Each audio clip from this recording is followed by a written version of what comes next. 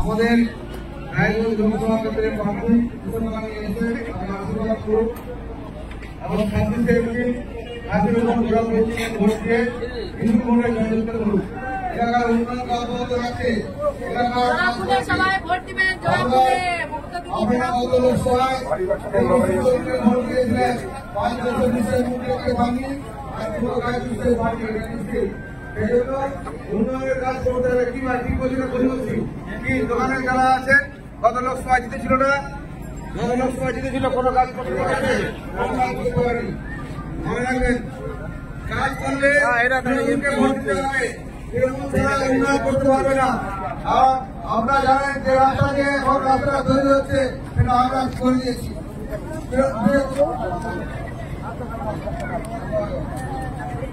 রায়গঞ্জ লোকসভা কেন্দ্রের প্রার্থী তৃণমূল কংগ্রেসের বিশ্বকর্মাকে জনগণের ভোট দিন, বিপুল ভোটে জিতছে। এবার মনে রাখবেন বিপুল ভোটে বিশ্বকর্মাকে জিতবে, বিপুল ভোটে জিতবে।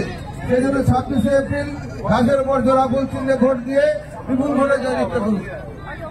আপনারা জানেন রায়গঞ্জ লোকসভা কেন্দ্রের প্রার্থী বিশ্বকর্মাকে বিপুল ভোট দিয়ে জয়যুক্ত করুন। আগামী 26 এপ্রিল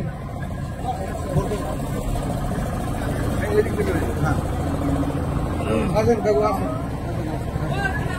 আসেন আসেন আসেন আসেন মারা বসেন বসেন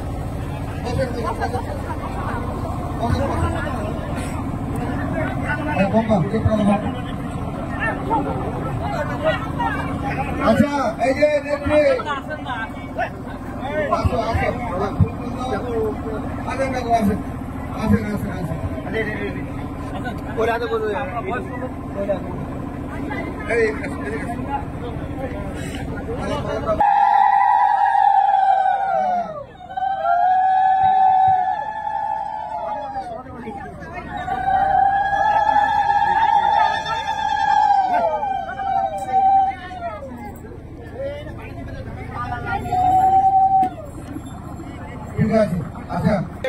আমার হৃদয় অন্তরস্থল থেকে নমস্কার প্রণাম সহিত অনেক অনেক অভিনন্দন জ্ঞাপন করছি।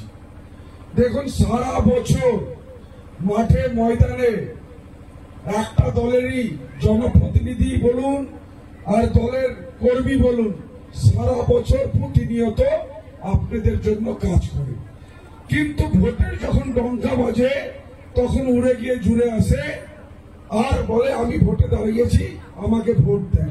কিছু কিছু বয়স্ক জ্যেষ্ঠ লোক আছে, তাদের মাথায় কিছু অন্যরকম ভাবে বুঝিয়ে আর তাদের দ্বারা ধর্মের সুরসুরি দেওয়া হয়। আজকে আমি হিন্দু ধর্মী, সনাতন ধর্মী, আমি ধর্মটা ভালো বুঝি। আমি আপনাদের কাছেই জিজ্ঞাসা করব আর আপনারা বলবেন। আজকে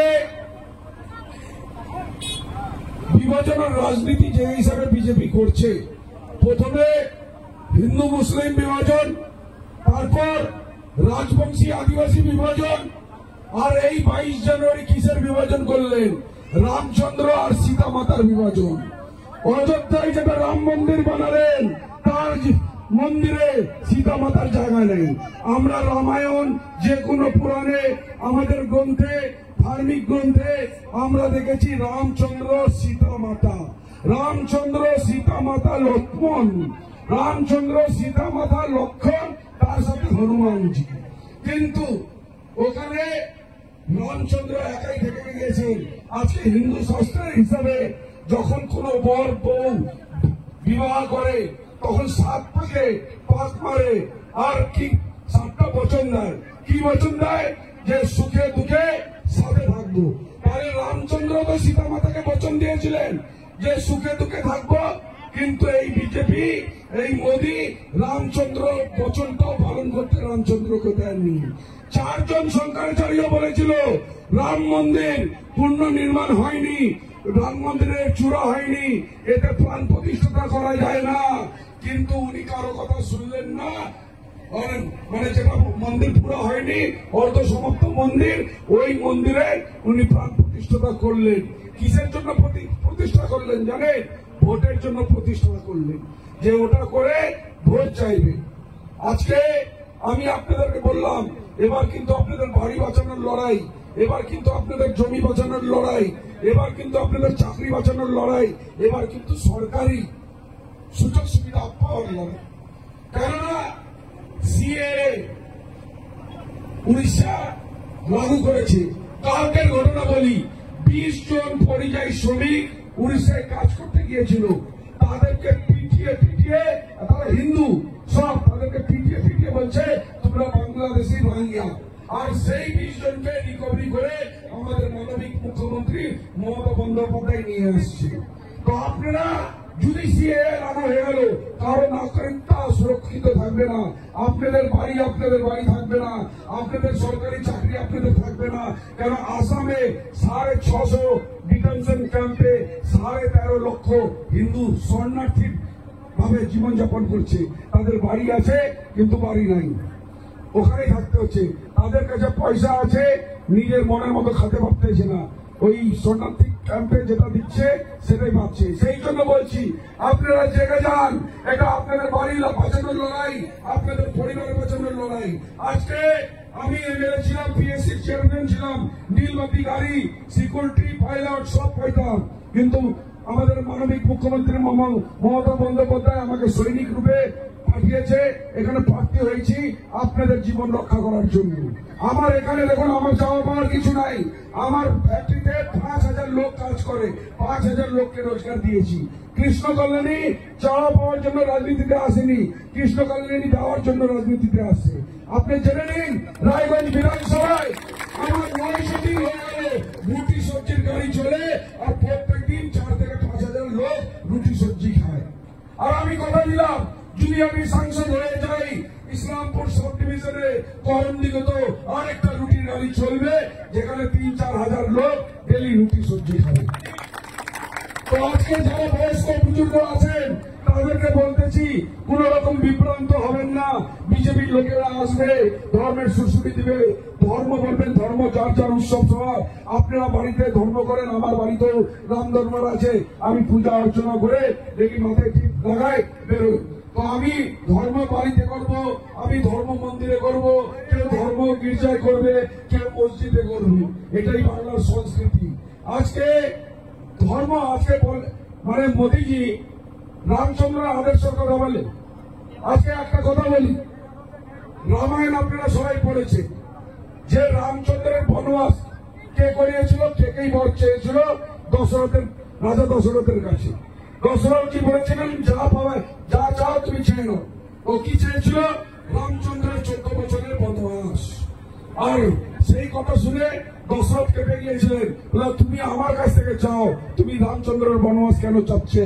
তখন রামচন্দ্র সেটা শুনে আর কি বলে রামচন্দ্র দশরথকে, রঘুকুল রেডি সদা চলি আয়, প্রাণ যায় লেকিন বচনে না যায়। উনি বলেছিলেন, বাবা তুমি বচন দিয়ে দিয়েছ, আমার প্রাণ চাইলেও প্রাণ দিয়ে দিতাম, ওই বচনটা নিভাতে হবে। মোদীজি ওই রামচন্দ্রের আদর্শ কথা বলে, প্রথমে 15 লক্ষ টাকা উনি যেটা ওয়াইদা করেছিলেন প্রত্যেকটা মানুষকে দিবেন, ওই প্রত্যেকটা মানুষের অ্যাকাউন্টে 15 লক্ষ টাকা ঢুকিয়ে দিন, আর তারপর রামচন্দ্র আদর্শের কথা বলে দিন। আর এই 15 লক্ষ টাকা আম জনতা আপনাদের গরিব মানুষদের যদি অ্যাকাউন্টে ঢুকে যায়, আমি কৃষ্ণ কল্যাণীর কথা দিলাম, আমি নিজের নামটা উজ্জ্বল করে দিব, আমি দাঁড়াবো না। কিন্তু 15 লক্ষ টাকা ঢুকাতে হবে। ফালতু মিথ্যা প্রতিশ্রুতি দিয়ে, মানে 2014-তে যখন দাঁড়িয়েছিল বলে মহঙ্গাই বাড় গিয়া, খাদ্য সামগ্রীর দাম বাড়ে গেছে, উনি নাকি আসলে পরে কমে দিবে, উনি নাকি চৌকিদারির কাজ করবে। তো কিসের চৌকিদারির কাজ করছে? 2014-তে একটা গ্যাস সিলিন্ডারের দাম 412 টাকা ছিল, এখন 1100 টাকা গ্যাস সিলিন্ডারের দাম। 400 গ্যাস যাতে আপনাদের বাড়িতে 1100 টাকায় ঢুকে, তার চৌকিদারি করছেন। আর চৌকিদারি করছেন কেরোসিন তেল, 25 টাকা কেরোসিন তেল মায়েরা স্টোভে ভরে রান্নাবাড়ি করতেন, সেই কেরোসিন তেল এখন 85 টাকা। রান্নার তেল যেটা 55-60 টাকা পাওয়া যেত, সেটা 150 টাকা। পেট্রোল ডিজেল যেটা আপনার তেলটা ভরতেন, সেটা 55 টাকা পাওয়া যেত, এখন সেটা 110 টাকা। স্বাভাবিকভাবে মাদের আঁচল ফাঁকা হয়ে গেছিল। আমাদের এখানে চিরচরিত প্রথা আছে যে আমাদের বাড়ির কর্তারা আমাদের মহিলাদের, মাদের, দিদিদের সংসার চালানোর জন্য, রান্নাবাড়ি চালানোর জন্য কিছু টাকা দেন। সেই টাকাটা মায়েরা আঁচলে বাঁধে, সারা মাস খরচা করে, আর কিছু টাকা বেঁচে গেলে ওই পাশের খুঁটির মধ্যে জমায় যে আপদ বিপদে কাজে লাগবে।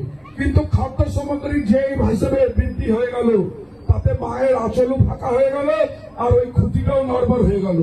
সেখানে আমাদের মানবিক মুখ্যমন্ত্রী লক্ষ্মীর ভান্ডারের মতো অভিনব প্রকল্প চালু করে মায়েদের আঁচলে টাকা গুজার কাজ করছে। আপনাদের সকলে আজকে মায়েরা বলেন তো, সত্যি একটা শাড়ি কিনবেন, আপনার কি স্বামীর হাতে হাত পাতেন? আপনাদের কাছে লক্ষ্মীর ভান্ডার আছে, আপনারা নিজের হিসাবে একটা শাড়ি কিনতে পারছেন। তো সেই জন্য বলছি, আপনাদেরকে কেউ ভুল বুঝবেন না। ভারতবর্ষের মধ্যে একটাই মহিলা মুখ্যমন্ত্রী আছে, তার নাম মমতা বন্দ্যোপাধ্যায়। মহিলাদের দুর্গ বুঝে, সেই জন্য বলছি আজকে উনার মমতা বন্দ্যোপাধ্যায় আপনাদেরকে বাঁচানোর জন্য, আপনাদের বাড়ি বাঁচানোর জন্য আমাকে সৈনিক হিসেবে পাঠিয়েছে।